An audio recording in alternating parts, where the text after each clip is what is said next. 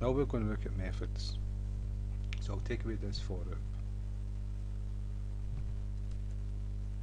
Right, so what we're going to look at is how to make a method and how to call a method and where the code goes in a method, and we'll be looking at returning something from a method, and we'll be looking at passing arguments to a method. Now, and so what you have, the first thing you need to know is that you have an access modifier. Now, in object-oriented program, you want your code to be secure. So if you've got a class and you're using your program, you don't want another program on a computer to access your files and your code and different things like that and change things. So what you have is a private, and what private means is that inside a class, if you declare something private, it cannot be accessed outside of the class. So that gives you security, but you may need to access it outside of the class.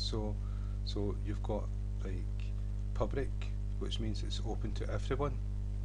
It may be that you've got inheritance and you want to be able to, the inherited class, the child class of the parent class, wants to access the methods or the variables in the parent class, and if they're private, won't be able to do it. So there's a protected method access modifier, and that's for hierarchy, inheritance. And so the first thing, I've declared a method here and I've not put an access modifier in it, and so what we've got is private,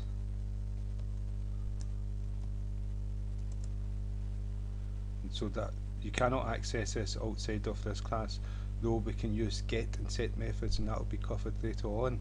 So it's ideal to have, well, you wouldn't use it for a method private unless it was just doing code inside this class, but these ones here would have like private access modifier, and that's the default if you don't put one in, and you would access them through get and set methods from outside the class. But in here, public use, normally you've got your public, your methods public so they can be accessed, and so public void.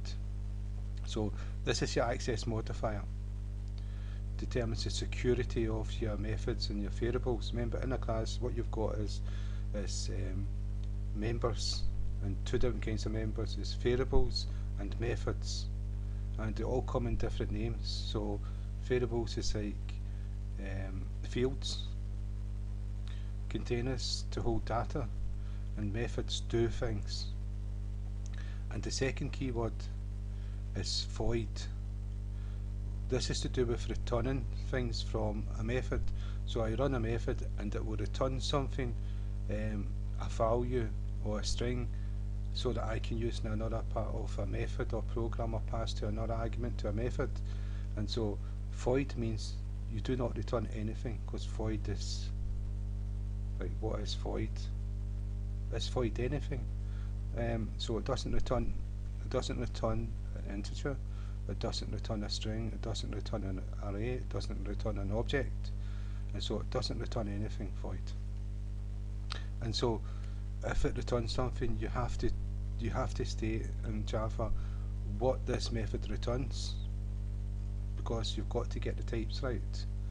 And so if it was an integer, you would type int instead of void, and as soon as you do that, it's saying, wait, you've got to return something, so you've got to return the keyword.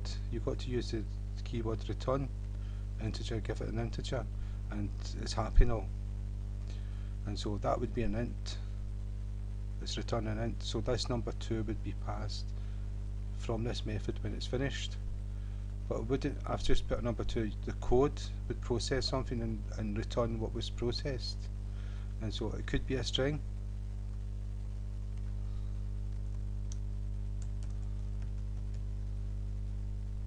And doesn't like this because that's not a string, so I'll put a string, and now it's happy. So that's what's going to get returned, but it would be the code processing a string and returning the string that was processed. So that's return keywords. And so we put void, and void means we're not returning anything, so we don't use return keywords. And what else we do is next we give a name to the method. We just said method show because we're showing a method, and we could call it whatever we wanted. And then we've got the brackets, and these have got to go into the method to show that it's a method, but they've got a purpose.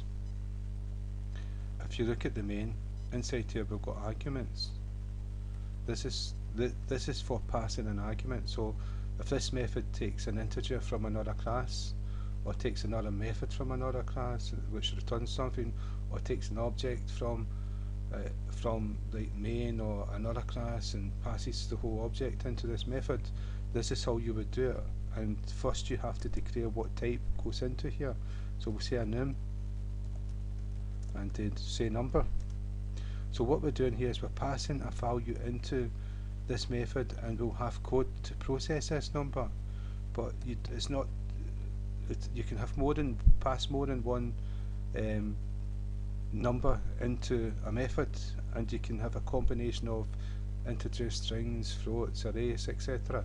And so we'll do another integer, and number 2, and you'll see that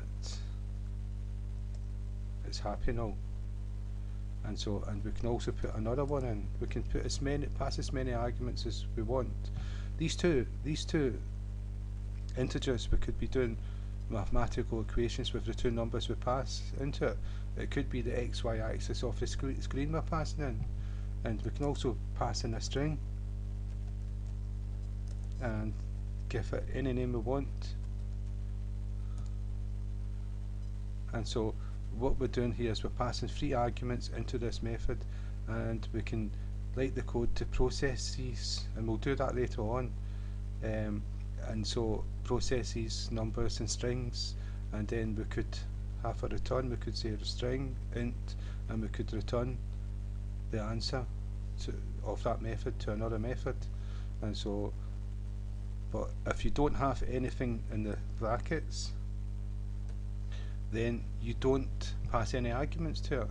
So, and that's okay, because you can just process. You can process these numbers. You can go like num1 equals 55, and num1 num started at 4, but now we've changed it to 55, so that becomes the value of num, and that's what that method does. Or we could multiply. We could say this is a multiplication sign by 3, so 3 55s. It's 165, I think. Yeah, I think so. Right, and so I hope that's right. Okay. Right, and so right, it's put me off. Right, so we can do that. We're not passing anything. We're not returning anything. So that is how you declare a method with the code inside it. You'd write all different kinds of code to process something. A method does something. So whatever it does would be the code to do that job. And in methods, I think, now you've declared a method, right? And so I'm going to do something simple with it. I'm going to say, right, okay, I'm going to go system dot out dot print ln, and I'm going to go num semicolon at the end, and before we do the multiplication on it and adding 50, well, multiplying 55 equals num, we're going to just cut and paste it instead of typing it. And so I didn't do the, yeah, right, And so we're going to print out 4, the original value. In this method we're going to change it to 165, and then we're going to print it out so we can see the start number and the number after it's been processed. And so that's in this method, but we've got to call this method, and how you call a method is just by using its name. So it's method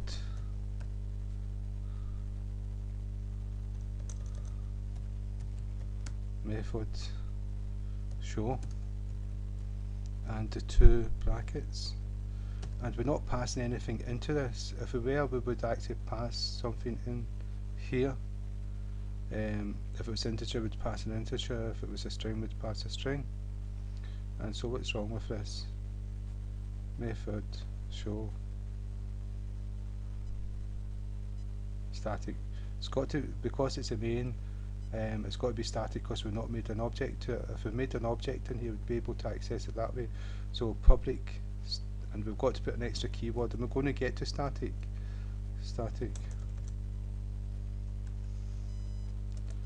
And now that should be good. Just a wee while just to. And so now we've called this method.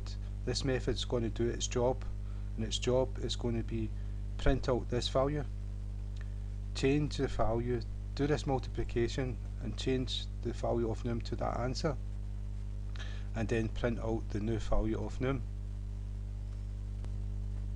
And you can see 4 was the original value, printed it out, done the sum,